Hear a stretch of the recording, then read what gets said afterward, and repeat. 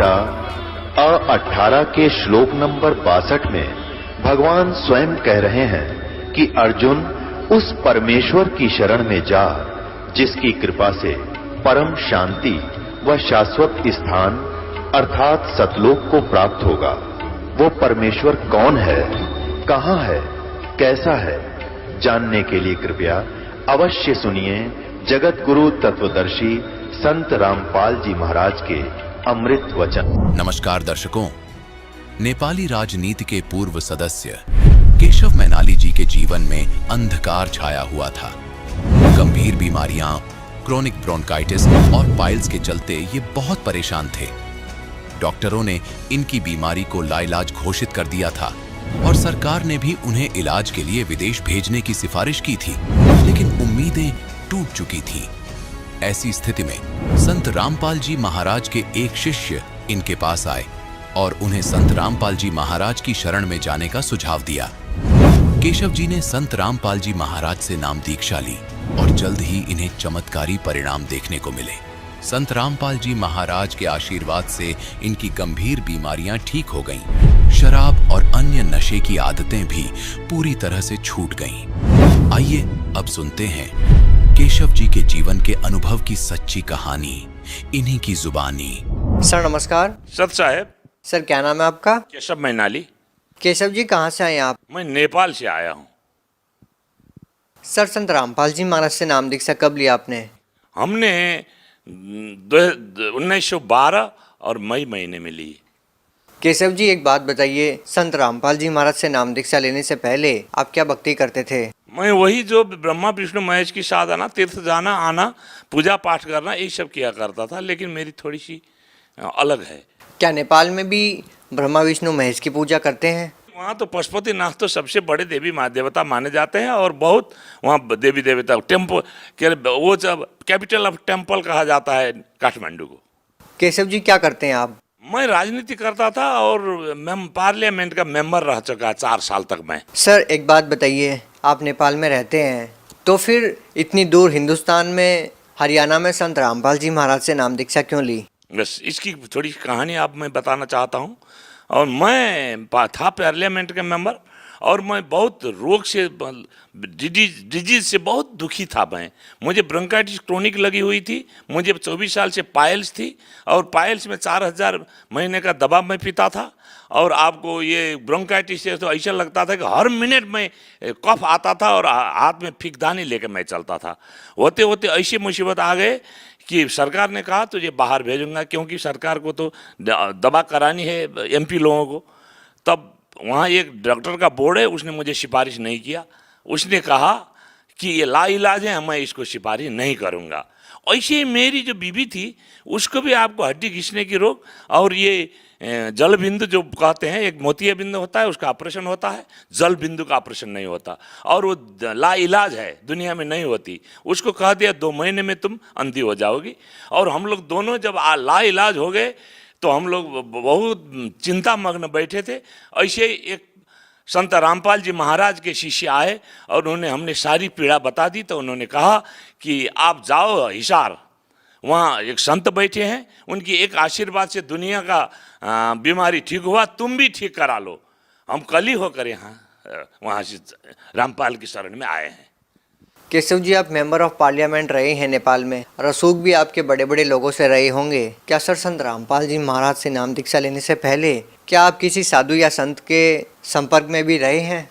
वो तो मत पूछिए। मैंने किस साधु को नहीं दिखाया, किस संत को नहीं दिखाया, किस डॉक्टर को नहीं दिखाया, किस मंदिर में जाके मन्नत नहीं मांगी, लेकिन पूरा वो आपको बेकार हो गया। और मुझे ये क्या है, मैं वो बन चुका था, हम परमात्मा को नहीं, नास्तिक बन चुके थे। बात क्या थी कि मेरे पिता और माता वैष्णव थे, दिन रात पूजा करते रहते थे, लेकिन दुर्भाग्य क्या हुआ कि मेरी माँ को पैरालिसिस हो गया और मर गई। मेरे पिताजी छत से गिरकर मर गए। तब मुझे लगा कोई देवी देवता कुछ नहीं कर सकते, इसलिए इनके पीछे लगना बेकार है। पशुपति सबसे बड़ा हमारा मंदिर है, उसमें लोग जाते थे, हमारी बीवी जाती थी, मैं बाहर बैठ के मैं जूता देखता था। वो कहती थी आप क्यों नहीं जाते हो अंदर? हम कहते घट घट में भगवान बोलते हैं, ये कोई मंत्री है जो इसके क्वार्टर में जाके मैं मिला करूं? मैं नहीं जाता तेरी देवी देवता में। ऐसे हम नास्तिक बन गए थे। केशव जी, आप पार्लियामेंट मेंबर कब से कब तक रहे हैं? हम 4 साल रहे। और वो 4 साल में आपको बता दूं हम यहाँ 12 में आए, 2008 से 12 तक रहे।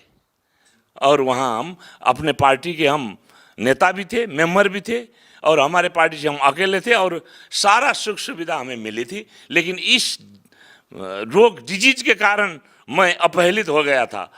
हमारा काम था पब्लिक से रिलेशन करना, लेकिन मुंह में हाथ रखे बिना, रुमाल रखे मैं नहीं बोल पाता। तो थोड़ी देर मुझे बोलने के बाद लोग मुझसे घृणा करते थे, कैसा ये डर्टी है, ऐसा हमको होता था। इतने हमें ग्लानि होती थी कि हमको लगता था कि मैं आत्महत्या कर लूं। सर, हम आपसे एक बात जानना चाहते हैं कि आपने बताया कि आप ब्रह्मा विष्णु महेश की पूजा करते रहे हैं, पशुपतिनाथ मंदिर नेपाल में है, वहाँ पर भी आप गए हैं, और बहुत सारे साधु संतों के संपर्क में आप रहे हैं। जैसा कि आपने बताया, डॉक्टरों के पास भी गए हैं आप अपनी बीमारी का इलाज करवाने के लिए। यहाँ तक कि नेपाल सरकार ने भी आपको अमेरिका इलाज करवाने के लिए भेजना चाहा, लेकिन लाइलाज बीमारी होने के कारण आपकी सिफारिश नहीं हो पाई। सर, इतनी सारी जगह जाने के बाद आपने संत रामपाल जी महाराज से नाम दीक्षा ली। जो आपका भरोसा था संत रामपाल जी महाराज पर आपकी बीमारी ठीक होने का, क्या वो बीमारियां आपकी ठीक हुई? वही बात मैं आपसे कहना चाहता हूं कि मैं आए मुझे तो ऐसे सब साधु संत से उब चुके थे, उनकी बातों से मुझे उब चुके थे, और किसी पर मेरा भरोसा नहीं था। फिर भी मैं वहाँ से विश्वास करके तो नहीं आया, देख लेंगे बोल कर देखने आया एक सिर्फ।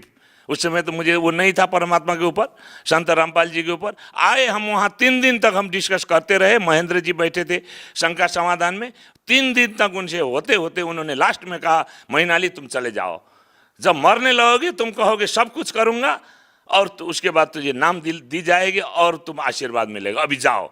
तब मुझे लगा हाँ बाप रे, ये तो है, जब मरने लगेगा लोग तो कहेगा ही, कुछ भी करेगा। तब हमने आपको जाके नाम लिया, और हमारे पत्नी को भी, बीवी को भी नाम लेने के लिए बोला।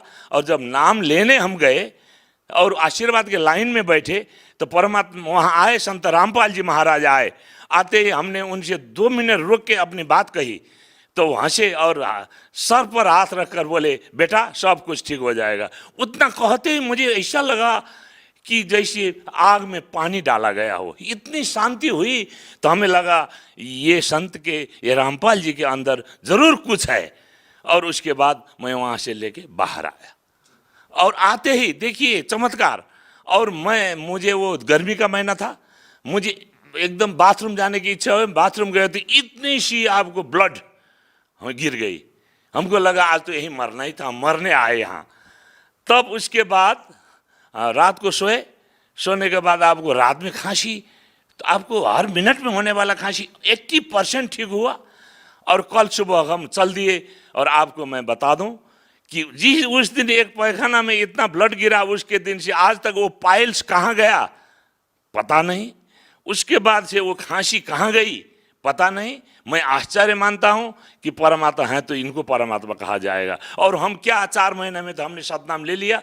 उसके बाद परमात्मा की चरण सेवा में गए, तो उन्होंने कहा, बेटा ये राजनीतिक दलदल से निकल जाओ, तुम बहुत बड़ा दलदल में फंसे हो। हमने कान पकड़ लिए उसी समय और कहा, परमात्मा आज से मैं संन्यास ले लेता हूँ। और उस समय से मैंने संन्यास लिया, पार्टी दूसरे को जिम्मे लगा दी। केशव जी, चूँकि अब तक ये माना जा रहा था कि संत रामपाल जी महाराज से जो लोग जुड़े हुए हैं वो मिडिल क्लास के हैं, और कहीं ना कहीं मीडिया में ये भी बातें उठती रहती है कि एक अंधभक्ति के तहत बाबाओं के पीछे लोग लगे हुए हैं।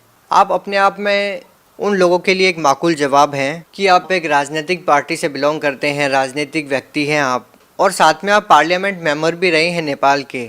सर, आपको इस तरह से बरगलाया नहीं जा सकता, लोग अच्छी तरीके से जानते हैं, और आपका इतना विश्वास संत रामपाल जी महाराज में है जिसका अंदाजा लोग खुद लगा सकते हैं। सवाल सर यहाँ पर यह है कि क्या आज के दौर में ये माना जा सकता है कि किसी संत के आशीर्वाद लेने से भयंकर बीमारियां ठीक हो सकती है, या किसी संत के नाम मंत्रों में इतनी शक्ति है कि जैसा कि आपने बताया कि एक लाइलाज बीमारी भी ठीक हो सकती है?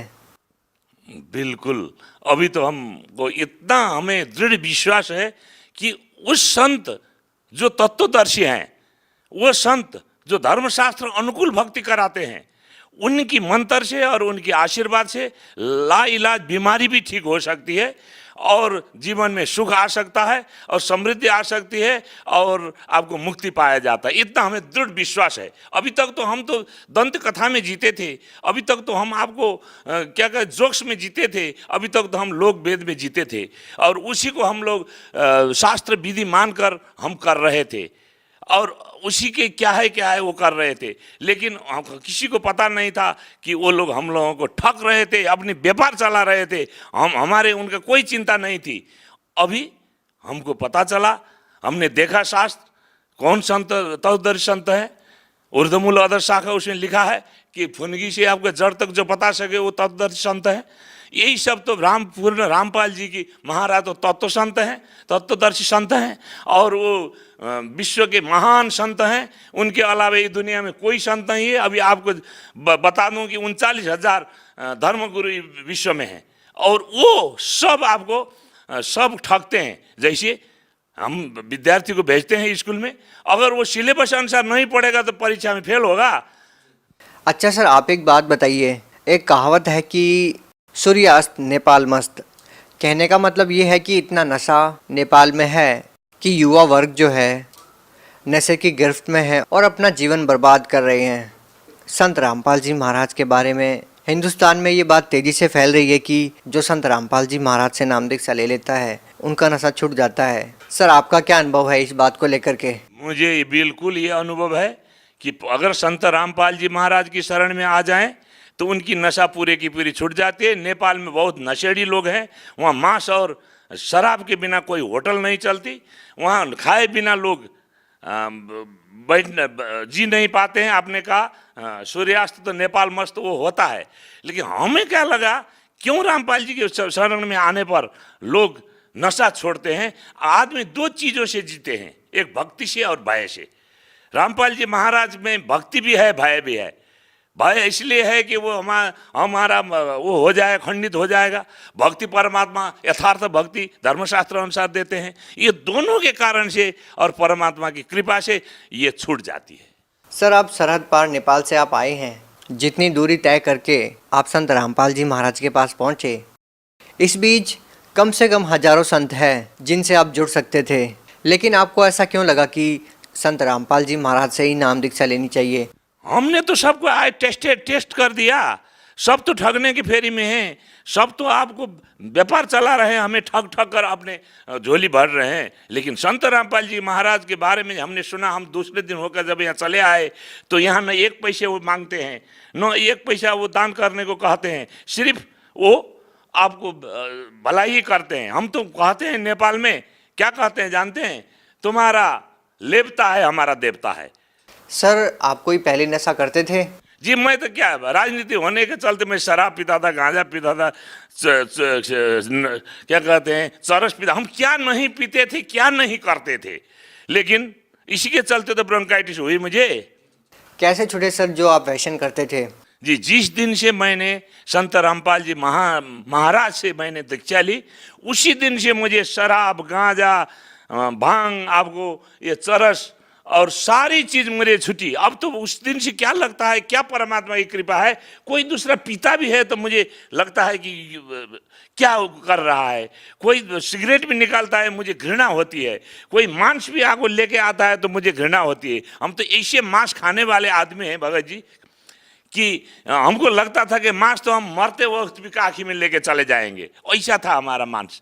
घर में जब झगड़ा होता था तो इसीलिए घर में बीवी से झगड़ा होता, हमारा इतनी आमदनी है तो मांस क्यों नहीं लाती हो, और हमारी बीवी भी कहती थी मांस नहीं छोड़ पाएंगे। लेकिन उस दिन से इतनी घृणा हुई, लगता था कि अब नहीं बेटे का मांस तो नहीं हम खा रहे हैं।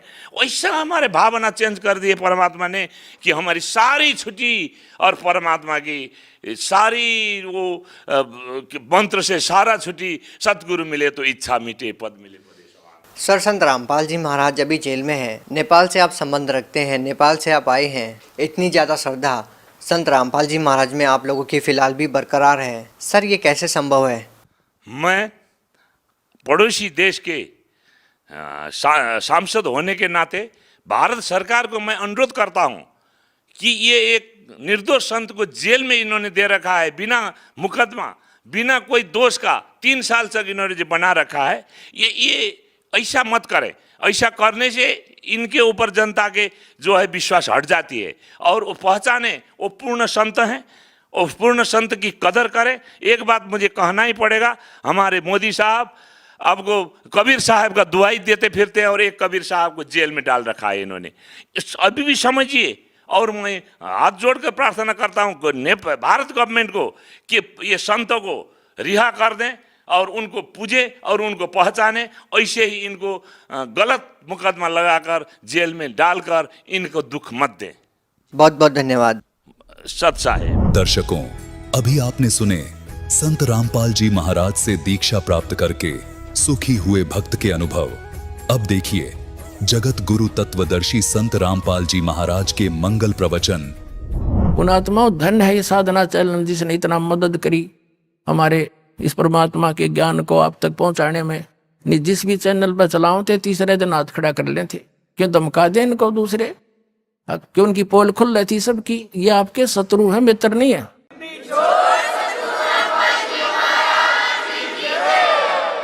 सन 2003 में आस्था चैनल पर चला था हमारा प्रोग्राम, 6 महीने चला था और सबके में आलण लग गया था। इन नकलियों को पता लग गया, इन्होंने तुरंत उसको धमका डरा कर बंद करवा दिया। हमने सिर पटक लिया, किसी चैनल वाले ने चलाया नहीं। फिर कुछ दिनों के बाद ये साधना चैनल नया नया खुला था, इस पर कोई गाहक नहीं था, हमने कोई ओटे नहीं था, हमारा नो जोड़ बैठ गया। मुंह मांगे पैसे भगता ने दिए इसको और ये चलाएगा। चल, मालिक की दया है, लीला तुसी की है। पहले इसका क्राइटेरिया थोड़ा कवरेज बहुत कम थी, तो उस क्षेत्र के लोग खूब परिचित हुए। थोड़ी देर तक गालम गाला हुए, मारे गए फोन पे भी गालियां दें, क्या बकवास कर रहे हो, बंद करो इसको। तो बड़ा संघर्ष के साथ निकल के ऊपर आए हैं पुण्यात्माओं। और अब जो भी सुना इस प्रोग्राम को, आंखों से आंसू गिरते हैं। कहाँ छुपी थी ये सच्चाई, कहाँ भूले बैठे थे हम भगवान को, आसपास भी नहीं थे दाता के।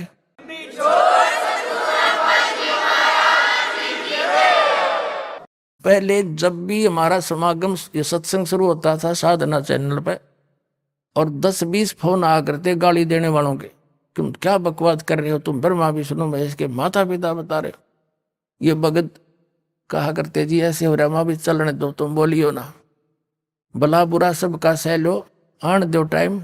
भगवान का बोला शब्द है, कोई मेरा अपना कहा हुआ थोड़ा ही है। प्रमाणों को देख देख कर सबके बुद्धि सेंटर में आ गई, भाई सच्चाई तो ये है। तो इसी आधार से इन शंकराचार्यों से इन्होंने जाके इंटरव्यू लिया, बड़ी मेहनत करी, और फिर उसको चलाया दास ने। फिर उनकी धोती सारे की कख नहीं पाया उनके पास, आपके सामने दिखा दिया।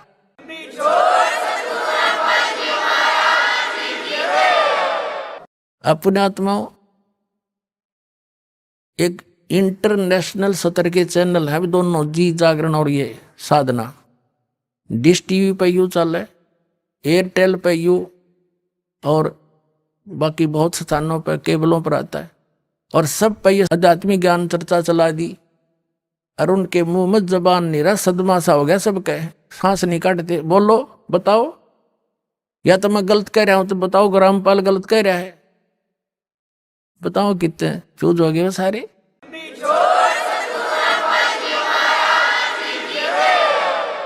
कहते हैं तारा मंडल बैठ कर चांद बड़ाई खावे, उदय भया जब सूरज का स्यों तारों छप जावे।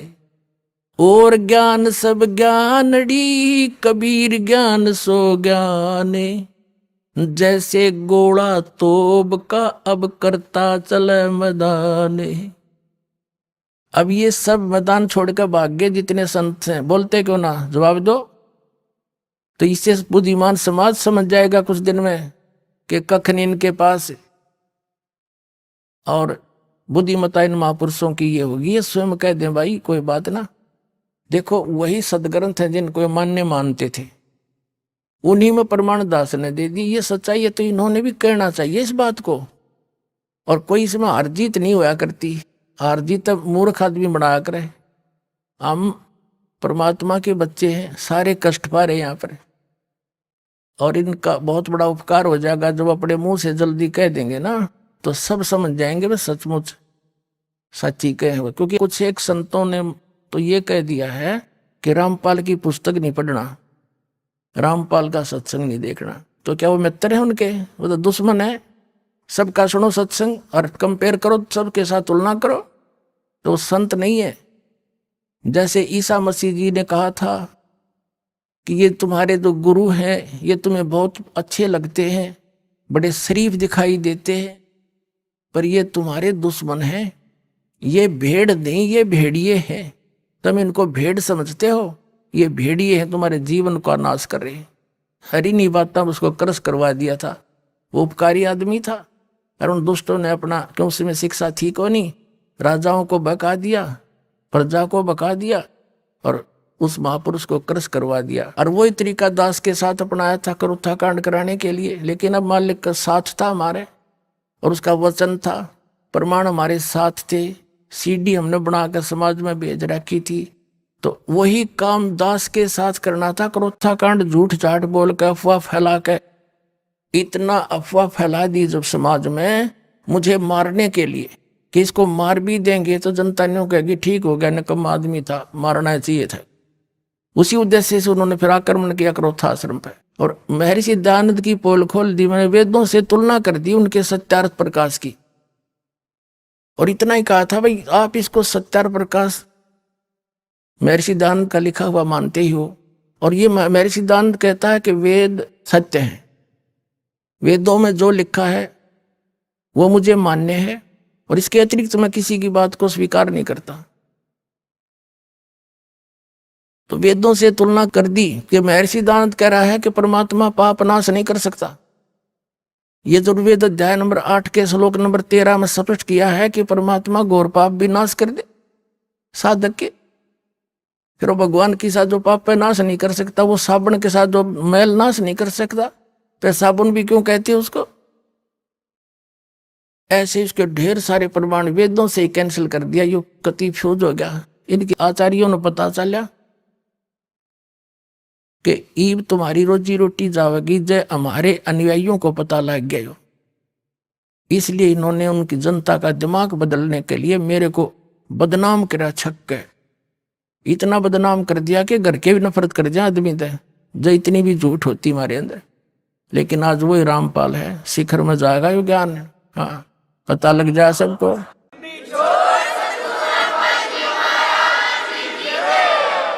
अब ये सफल नहीं हो सके। एक तो साथ कबीर समरस शक्ति हमारे है, और हम कति सारी साची और प्रमाणित बता रहे हैं, जिस कारण से ये ईब सांस घोट कर बैठ गए, बिरानी क्वित पहुंच गए, आसपास भी नहीं है।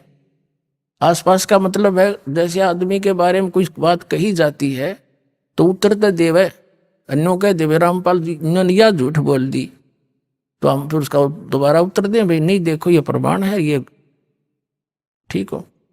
इनके साथ तवा बन गई। एक व्यक्ति बता रहा था, ने बोला हमारे गांव में एक जोटा भैंसा घनांडी पाक रहा था, और उसने गांव में कोई दूसरा भैंसा छोड़ा नहीं, उसको मार कूट कर सीमा से बाहर छोड़ के आया करता।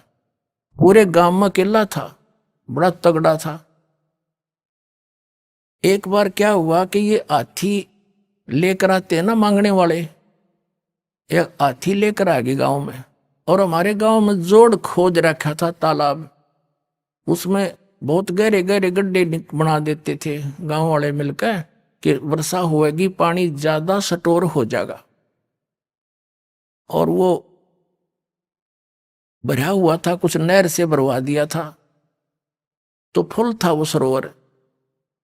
हाथी वाले आए, उन्होंने अपना सारा दिन गांव के नगर में कुछ मांगा मूंगी करी, हाथी दिखाकर वो दाने दूने कपड़े लेते, और फिर वहां बैठ के तालाब के किनारे आप खाना खान लग गए, और हाथी छोड़ दिया उस तालाब में।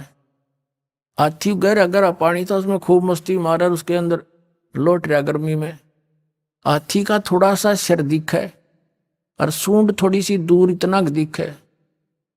वो जोटा आ गया भैंसा पानी पीने के लिए दोपहर।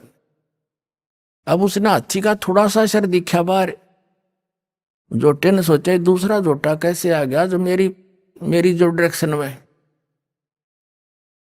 वो बता रहा था कि वो जोटा चला पानी में उस हाथी की तरफ, वो इसको मारूं टक्कर, अब इसको करूं ठीक।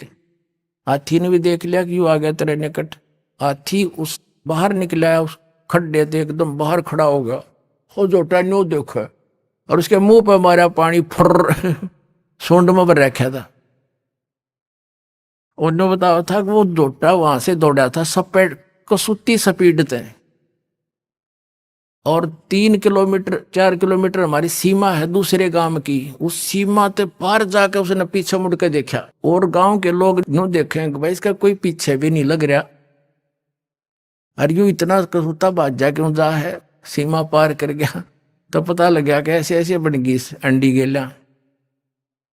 तो पुण्यात्माओं दास ने यू सारा हाथी दिखा दिया इन ताई। अब ये पता नहीं कहाँ जाकर डटेंगे।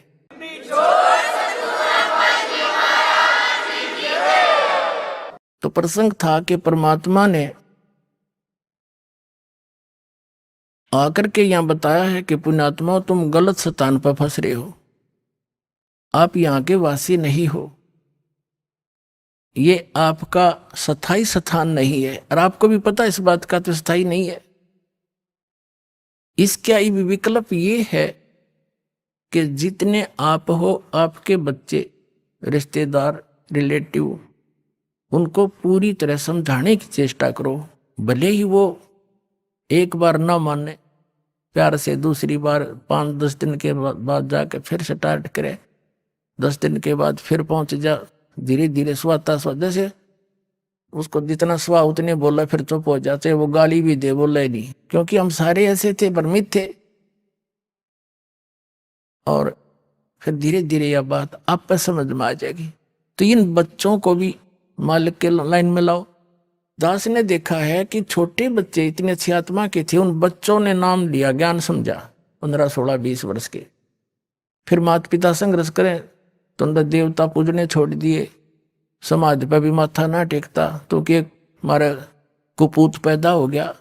किसी कहीं लड़की ने नाम लिया तो उसके पीछे घर के पड़ दिए। अब धीरे धीरे उन्होंने सारे परिवार ने आना पड़ा इस ज्ञान समझ के, फिर रोज के नए नए सुख दिए परमात्मा ने। तो आज वही परिवार समर्पित हो गया इस दाता पर। पहले हमने गाली देवा था, अब ऐसी अफवाह फैलाते हैं बहुत से लोग कि रामपाल तनु का है कि अपने जो कोई मर जावे उसने घसीट के ले जाओ, कंधा भी मत दो। इन्हें झूठ बोलने तो मतलब है और दूसरा काम नहीं, नकलिया ने। कोई बात हुई, हम सरेआम कहते हैं संस्कार करो, विधि से ले जाओ, जो बेमतलब के बवंडर है वह ना करो। जैसे मरने वाला मर गया, उसने फूकन की तैयारी कर रहे हैं, अन्यों का भी इसका स्नान कराओ, वो खाक स्नान कराओ है, फूकन जान लाग रहे हैं और उन्हें नवाओ दुआओ। ये बेमतलब की बकवादी ने शुरू करा रखी है। फिर क्या है, जैसे कफन है, मुर्दे को ढकने के लिए एक पर्याप्त है। अब क्या परंपरा बना रखी है, आसपास के जितने भी व्यक्ति होंगे, घर हैं जैसे उसके 10-20 घर हैं आसपास के कुल के लोग, तो 10 के 10 चादर डालेंगे उसके ऊपर और उन्हें फिर फूकने जाएंगे। कि बात हुई ये एक्स्ट्रा वेजेंस बे मतलब की बकवाद। एक कफन डालो। तो हमारे विरोधियों ने क्या अफवाह फैला रखी थी कि रामपाल तनु का कफन भी मत डालो। रामपाल नु कहा ये एक्स्ट्रा मत डालो, एक अवश्य डालो। ये तो चादर भी डालने तो नाट्य है। बुढ़िया मर जाए उस पास पास की 20 चुंदड़ी डालेंगी, 20, एक बतेरी ढक के ले जाना, फूक के आना है। बता क्या मतलब है ये।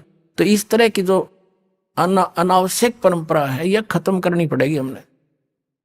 कोई बुद्धि से काम लो, नो थोड़ा है कोई किसी के कहने से धक्के से मैं कह रहा हूं, ये ऐसे प्रमाण दूंगा कि आप अपने आप मानना पड़ेगा आपको, इसकी आवश्यकता ही नहीं है। तो इस प्रकार ये जो क्रियाएं हमने अननेसेसरी बना ली, ये परंपराएं, ये भी हमारे भक्ति बाधक है। जो भक्ति नहीं करता वो कुछ भी करो, हमने क्या दिक्कत है। जो डॉक्टर के ट्रीटमेंट के अंडर है तो डॉक्टर उसी के लिए परहेज बताता है। दूसरा से कितना रोगी हो उसकी दवाई ना ले रहा हो, क्या बताओगा उसको परहेज, कुछ भी खा मर। तो कहने का भाव ये है पुण्यात्माओं कि आप यहां गलत स्थान पर आ गए, ये रहने का स्थान नहीं है। अब परमात्मा ने आकर ये ज्ञान दिया कि और ज्ञान सब ज्ञानड़ी, कबीर ज्ञान सो ज्ञान, और जैसे गोला तोब का इब करता चले मैदान। ये तोब का गोला है तत्व ज्ञान परमात्मा का दिया हुआ, और कर दिया सारा साफ। थोड़े दिन लगेंगे और घना टाइम ना लगे, क्योंकि अब तो विस्फोट सा हो रहा है।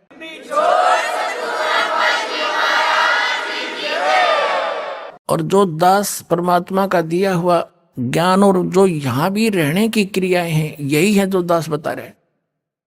और एक दिन पूरे विश्व को माननी पड़ेगी या दो दास की सीख है, परमात्मा का दिया उपदेश है, और तभी हम सुखी होंगे। और इसी नाम को सबको ग्रहण करना पड़ेगा, क्योंकि भगवान का आदेश है। और इस काल भगवान ने अपने वचन में कह रखा है कि कलयुग में कितने जीव ले जाइयो तुम, सतयुग त्रेता द्वापर में थोड़े जीव ले जाना। तो परमात्मा ने 3 युग बाट देखी, इंतजार की इसकी, और इसने 3 युगों में हमारे साथ के जुल्म करा दिए, हमें कितने मजहब बना दिए, नारी नारी भाषा बना दी। 100-200 किलोमीटर के बाद जाकर भाषा बदल जाती है। बता किस किस ने समझावे। अब हिंदी दास ने हिंदी आती है, और कोई मराठी जानता है, ये मराठी में क्यों कर समझाऊं उसने हैं, और दूसरी भाषा में कैसे समझाया जाए। तो ऐसा जुल्म कर दिया इसने हमारे साथ कि एक का क्षेत्र में आया संत, वहीं कर करा के अपना जीवन नष्ट चला जाओ, दूसरा समझे नहीं इसकी बात ने। तो अब परमात्मा ने दया बख्शी है, सभी ये ज्ञान ऐसा है, और सभी भाषाओं के बच्चे इसे परिचित हो गए। अब वो अपनी अपनी लैंग्वेज में इनको बना के तत्व ज्ञान को छपवा रहा है, और अपने बहन भाइयों को वहां बांट रहा है।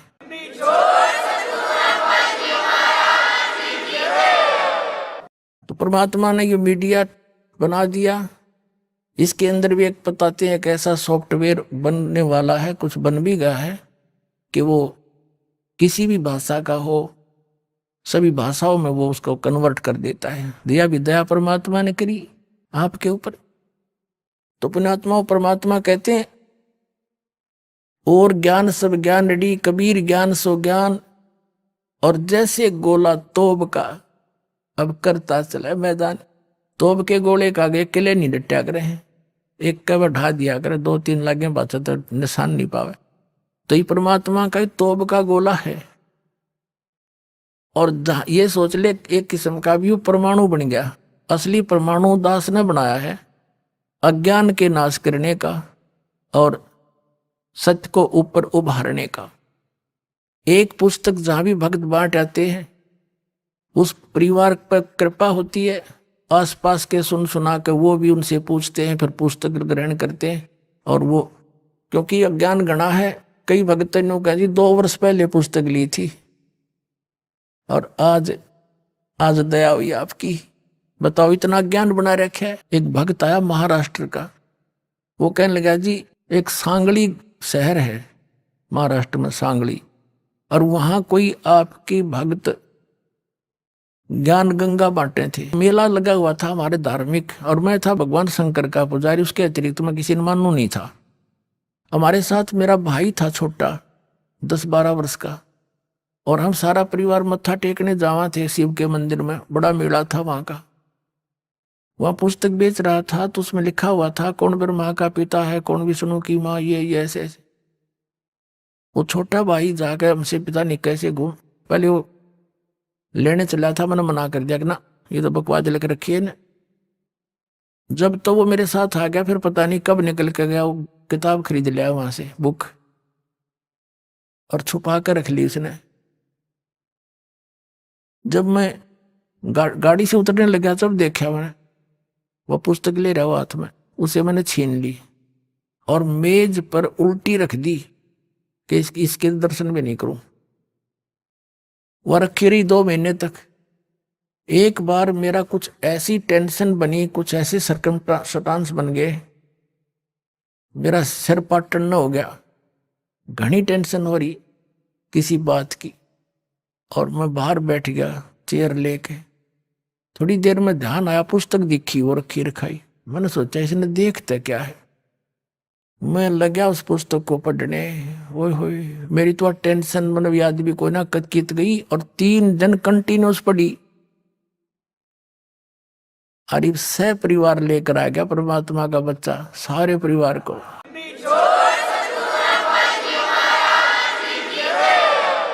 तो ये एक किस्म का परमाणु बन गया ये पुस्तक परमात्मा के ज्ञान की।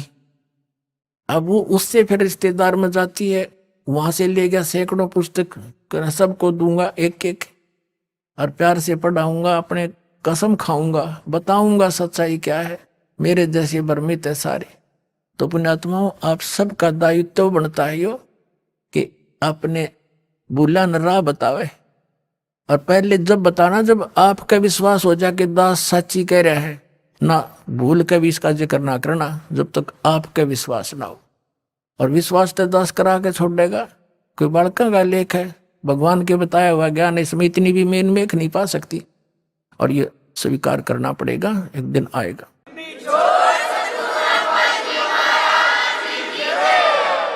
फिर कहते हैं, तारा मंडल बैठ कर ये चांद बड़ाई खावे, उदय भया जब सूरज का स्यों तारों छुप जावे। अभी तक हम जिस भी देवी देव ने पूजे थे, हमने वो गणाय में महिमावान लगे था। और परमात्मा के इस ज्ञान की रोशनी में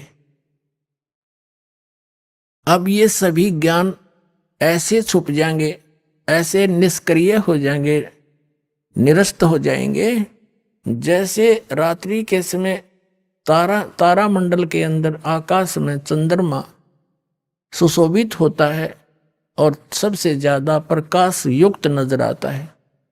जब सूर्य उदय हो जाता है, वो रहता विद्यमान है पर उसका अस्तित्व नहीं रहता, हमारे लिए उसकी आवश्यकता नहीं रहती उस समय। तो अब ये सूर्य का उदय हो रहा है। अभी तो ये समझ लो वो देसी भाषा में झोड़ बोड़ा सा ही है, यानी थोड़ा सा वो सूर्य उदय होने से थोड़ा सा पहले रोशनी होती है। अभी तो इतना ही होया है यो। अरे देखना जो शिखर में होगा सूर्य, पूरे विश्व में ज्ञान हो जाएगा, ये पूरे विश्व में।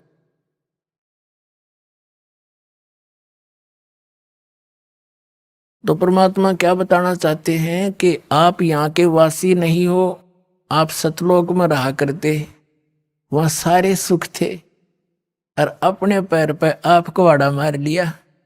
एक ये दास एक जूनियर इंजीनियर था इसमें, कंस्ट्रक्शन सिविल के अंदर, हरियाणा में इरिगेशन डिपार्टमेंट। तो वहां पर एक बहन अपने 2 बच्चों को लेकर मजदूरी करने आई हुई, और वह लड़की मजदूरों की जैसी नहीं लगे थी। फिर भी कोई इतना विशेष ध्यान निगाह में कोई बात नहीं, पता नहीं परमात्मा किस घर में कैसा बालक हो जाए। फिर वो रो रही थी, रोने लगी। कुछ देर बाद दूसरे तीसरे दिन जब हम दोबारा गए, उससे पूछ बैठा, भाई बहन क्या बात है, क्यों रो रही हो? वहीं पर और कई भक्त बैठे थे, वो सिवा वो थे दूसरे मजदूर बैठे थे, बेलदार वगैरह, उनकी बहनें पत्नियां थी। वह बहुत बुरी तरह रो ही रही थी। उसने थोड़ी सी देर बाद से फिर बताई साची कि मैं ऐसे ऐसे एक बहुत बड़े घर की बेटी थी, सेठ था है मेरा पिताजी, बहुत बड़ा पैसे वाला, और मुझे सारी सुविधा थी। और जो मेरा पति है ये हमारे यहाँ नौकर रहा करता, और मैं इसके जाल में फंस गई। मैं इतनी प्रभावित होगी, मेरे माता पिता मेरे आगे रो भी दिए, उन्होंने मेरे पैर भी पकड़ दिए, बेटी कुछ भविष्य देख ले तू अपना, तू कहाँ जा रही है, रोटी टाइम पे मिले नेगी, क्या हाल होगा तेरा, लेकिन फिर हम तेरे को घर नहीं बढ़न देंगे, या तू पक्की सोच लिए। मैंने एक नहीं मानी, और इस मेरे पति की बातों में इतनी फंस गई, हम वहां से घर से भाग आई। अब ये जो मैं पैसा लेकर आई थी 1-2-4 लाख रुपए, वो खर्च कर दिए। शराब पीता है। अब मैं मजदूरी करती हूँ और वो मेरे पैसों से शराब पीता है, और बोल लूँ तो मैंने रोज कूटे। अब कोई मेरा वाली वारस रहा नहीं कि मैं दुख रोज दूं जाके, मैंने अपने पैर पे आपको आड़ा मार रखे। तो पुण्यात्माओं, आज आपकी वो दशा है। आप उस समर्थ ने छोड़ के इस कंगाल के साथ आ गए, और यहाँ हर एक चीज का टोटा। समय पर टूक नहीं, वर्षा हो जा, 2 दाने हो जा, ना भूखे मर जा, अकाल गिर जा। तो अब जैसे पुण्यात्माओं उस समर्थ को, उस स्थान को छोड़कर आप यहाँ भिखारी बन गए, और वहां सदा व्रत था। यहाँ टाइम पर टूक नहीं मिल रहा, 90% है हैंड टू माउथ है, और कम से कम विश्व के 20-30 बल्कि 40% आदमी मांस खा के गुजारा कर रहे। मछली कोई खाने नहीं, ये खाने की चीज है, नरे पाप कमाने। तो कहने का भाव ये है पुण्यात्माओं, हम गलत स्थान पाएंगे। या वह वस्तु है ही नहीं जो हमने, जिसकी हमें आवश्यकता है, अति आवश्यकता है। किस किस चीज की आवश्यकता है? तो मृत्यु नहीं होनी चाहिए। अगर हमारी मृत्यु ना हो, हम फिर भी से ढीठ हो रहे हैं, कोई दिक्कत नहीं, तो हाथ भी कट जाए, पाँव भी कट जाए, मृत्यु ना होनी चाहिए। अरिया भी कंपलसरी। दूसरा, बुढ़ापा नहीं होना चाहिए। कोई वृद्ध होना पसंद नहीं करता, सारे होंगे। फिर आप देख रहे हो यहाँ सारी सुविधा चाहिए, बड़ी कोठी, सबकी इच्छा है बड़ी कोठी हो, कार हो, पार्क हो, झूल डली हो, सरोवर हो स्नान करने। तो ये सुविधाएं आप यहाँ खोज रहे हो, जहाँ 7 जन्म भी 100 असंख्य जन्म नहीं हो सकती, पा सकती आपको। ये सतलोक में आपकी ज्यों की त्यों रखी है, वहां आपका सारा सामान सुरक्षित है। लेकिन अब आपकी बुद्धि कद सेट होएगी जिस दिन आपकी बुद्धि यहां से इस ज्ञान से हटेगी। ये ना सोचना दास को एक लोक वेद दंत कथा सुना रहा है, या किसी डूम बाट की गाई हुई कथा सुना रहा है। ये तो वो वचन सुना रहा है जो परमात्मा ने स्वयं अपने घर का भेद दिया आकर के, और जिन महापुरुषों को साथ ले गए फिर वापस छोड़ा। उन्होंने इसलिए छोड़ा था कि ये मेरे गवाह बन जाए, फिर बाद में मेरे बच्चों को गवाही दे जाए कि सचमुच कबीर इज गॉड, कबीर परमात्मा है, और सतलोक में ये सारे सुख हैं।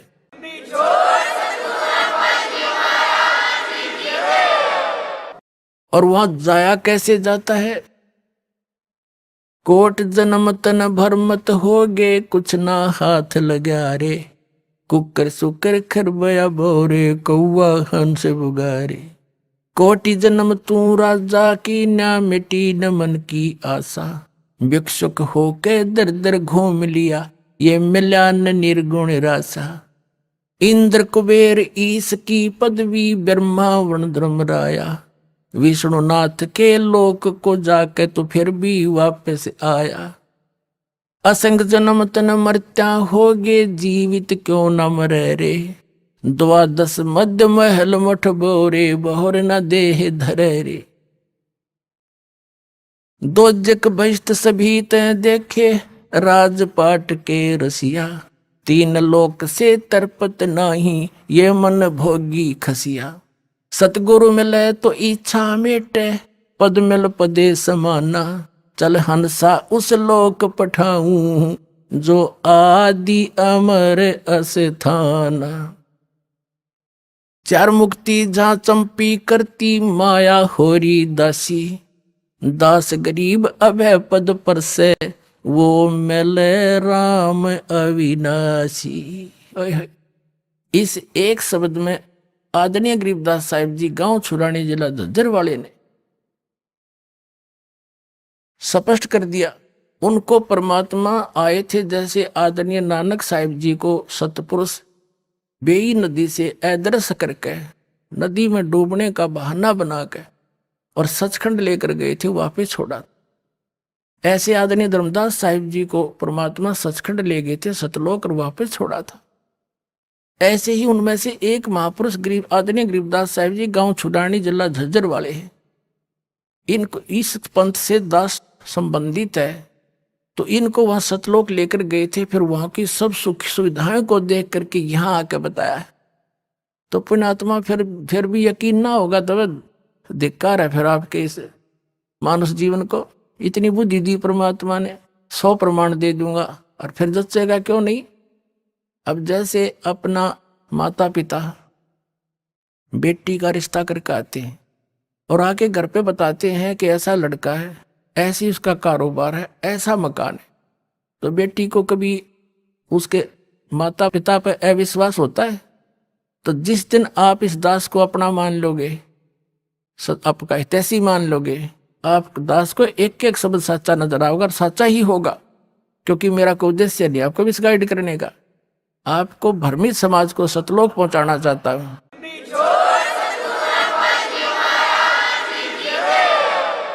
तो आदरणीय गरीबदास साहिब जी क्या बता रहे हैं कि कोट जन्म तन भरमत हो गए, कुछ नहीं हाथ लगा रे, कुकर सुकर खरबा बोरे, कौआ हंस बगारे, कुत्ता गधा सुअर बना, और कोटि जन्म तू राजा की न्या। अब हम राजा बनना चाहते हैं कि करोड़ बार बन लिया तू राजा, एक बार नहीं, एक एक प्राणी करोड़ बार राजा बन लिए। अभी आपने सुने संत रामपाल जी महाराज के मंगल प्रवचन। आइए अब सुनते हैं संत रामपाल जी महाराज जी से नाम दीक्षा लेकर सतभक्ति करके अद्भुत लाभ प्राप्त करने वाले अनुयायियों के विचार। दर्शकों, भगवती दास जी जो पहले बजरंग बली और मां दुर्गा की भक्ति करते थे, इन्होंने 2011 में अपनी पत्नी की गंभीर बीमारी और घर की आर्थिक समस्याओं का सामना किया। इन्होंने मां दुर्गा की भक्ति के माध्यम से अनेक सिद्धियां प्राप्त की, लेकिन इन्हें जीवन में कोई भी स्थायी समाधान नहीं मिला। मां दुर्गा ने इन्हें एक दिन सपने के माध्यम से सलाह दी कि वे संत रामपाल जी महाराज की शरण में जाएं। संत रामपाल जी महाराज से नाम दीक्षा लेने के बाद भगवती दास जी की पत्नी की गंभीर बीमारी, जिसमें 3 गांठें थीं और ऑपरेशन की सिफारिश की गई थी, वो पूरी तरह से ठीक हो गईं। पहले ये तंबाकू और शराब की बुरी लत से परेशान थे, लेकिन नाम दीक्षा लेने के बाद इन सभी बुरी आदतों से मुक्त हो गए हैं। संत रामपाल जी महाराज की भक्ति ने इन्हें न केवल शारीरिक रूप से स्वस्थ किया, बल्कि मानसिक और आत्मिक शांति भी प्रदान की। इनके घर की आर्थिक स्थिति भी सुधर गई और अब इनके घर में कोई भी बीमारी नहीं है। आइए अब सुनते हैं भगवती दास जी की कहानी, उन्हीं की जुबानी। नमस्कार सर। सत साहेब। सर क्या नाम है आपका? भगवती दास। सर कहाँ से हैं आप? हम बदनावर तहसील रूपाखड़ा के। सर संत रामपाल जी महाराज से नाम दीक्षा आपने कब ली? 2013 में। सर संत रामपाल जी महाराज से नाम दीक्षा लेने से पहले आप क्या भक्ति साधनाएं करते थे?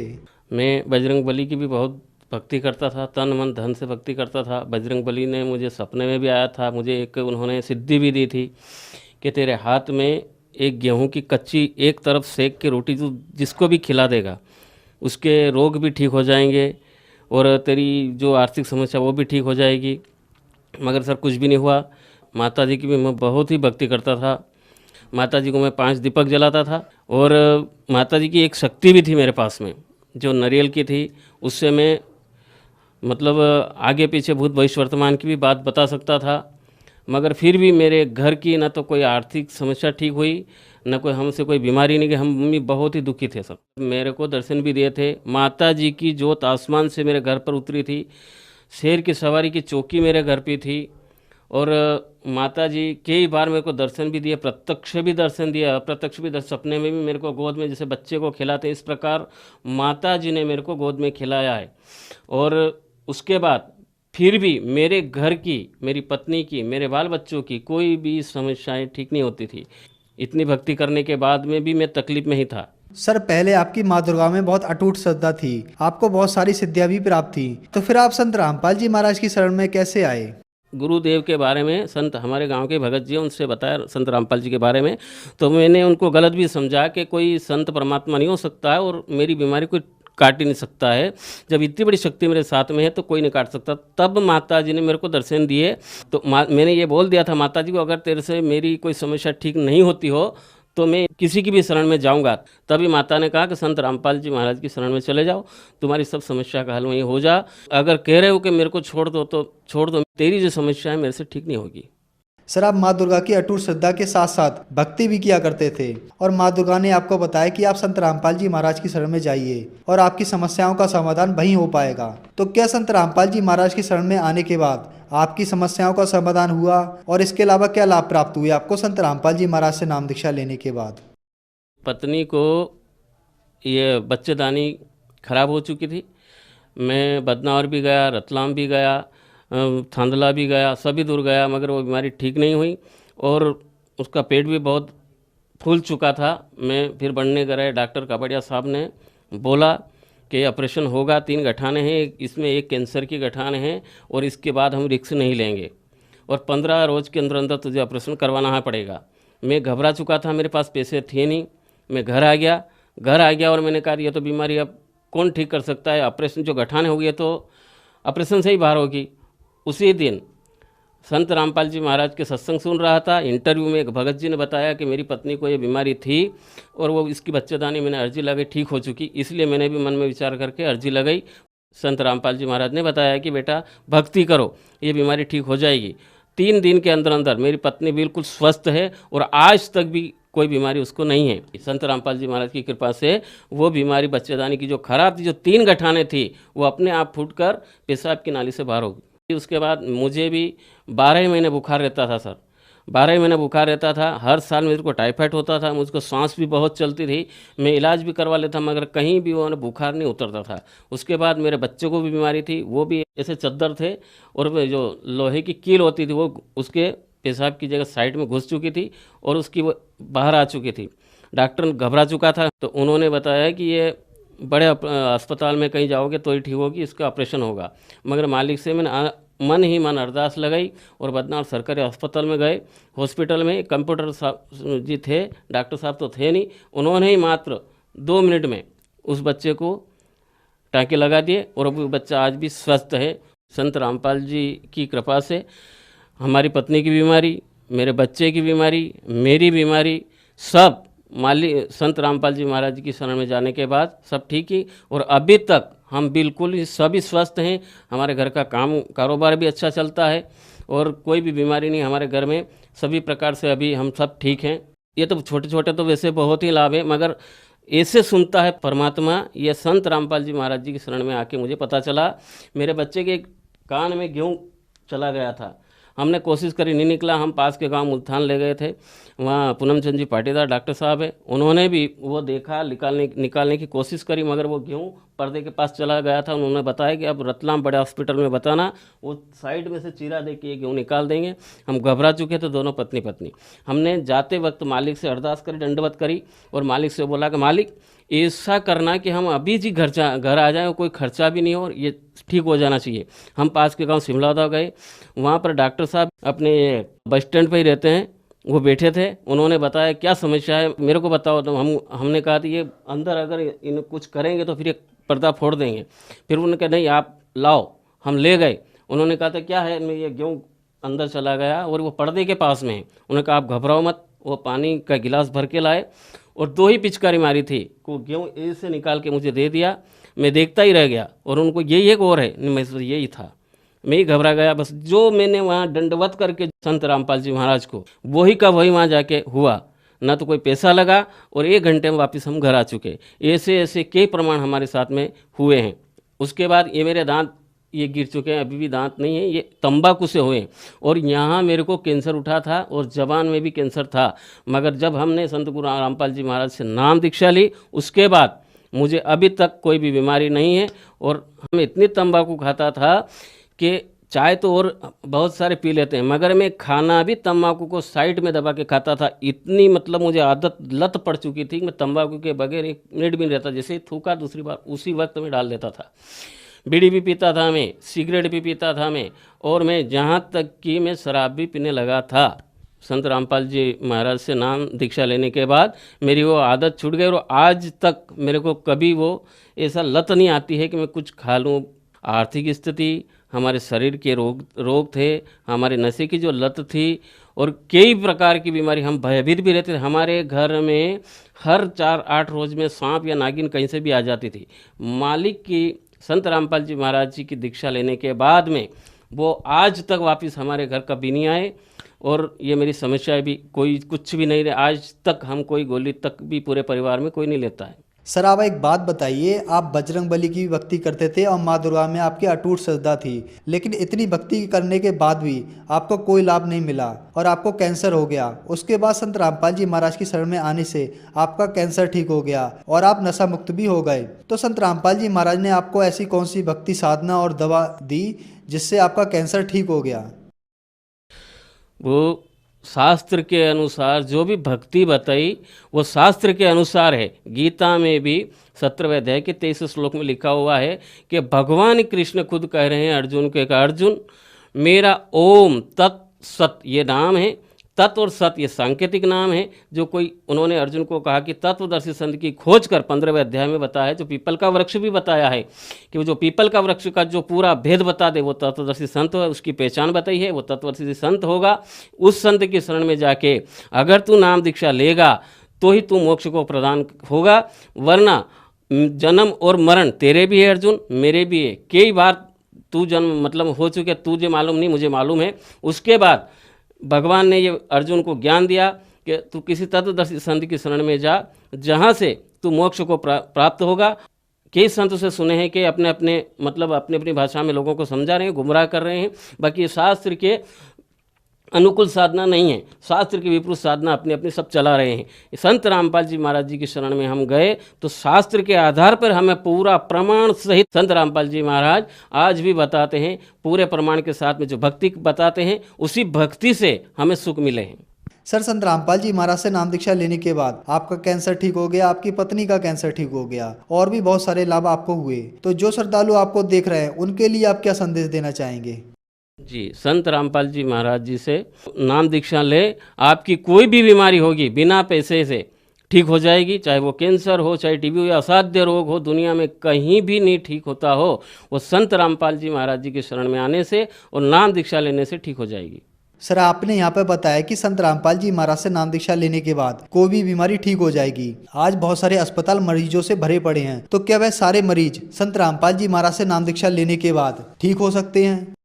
जी, संत रामपाल जी महाराज जी से नाम लेने के बाद और जो उनकी मर्यादाएं हैं उन मर्यादा में रहकर, चाहे देश में हो चाहे विदेश में हो, चाहे किसी धर्म संप्रदाय किसी का भी हो, संत रामपाल जी महाराज जी की शरण में आएँ और नाम दीक्षा ग्रहण करें और नियम अनुसार रहें।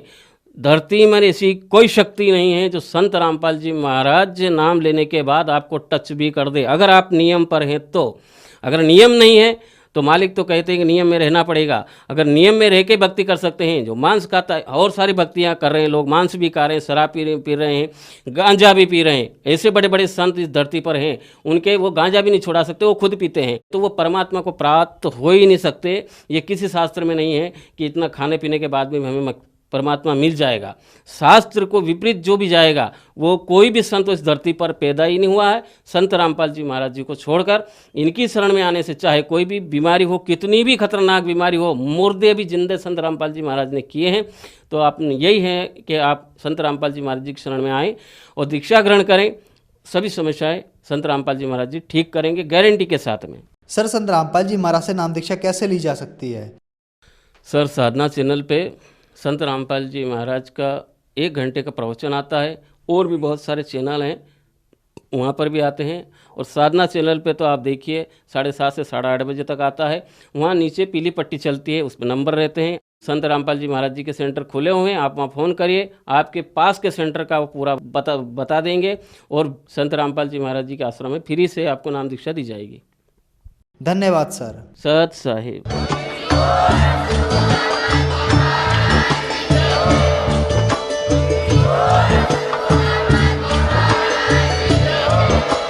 आप सुन रहे थे जगत गुरु तत्वदर्शी संत रामपाल जी महाराज जी के मंगल प्रवचन। अधिक जानकारी के लिए विजिट कीजिए हमारी वेबसाइट www.jagatgururampalji.org। संत रामपाल जी महाराज जी के शुभ आशीर्वाद से पूरे विश्व भर में 500 से भी ज्यादा नाम दीक्षा केंद्र हैं, जिन पर संत रामपाल जी महाराज जी द्वारा ऑनलाइन निशुल्क नाम दीक्षा दी जा रही है। अपने नजदीकी नाम दीक्षा केंद्र का पता करने के लिए संपर्क करें 8222880541।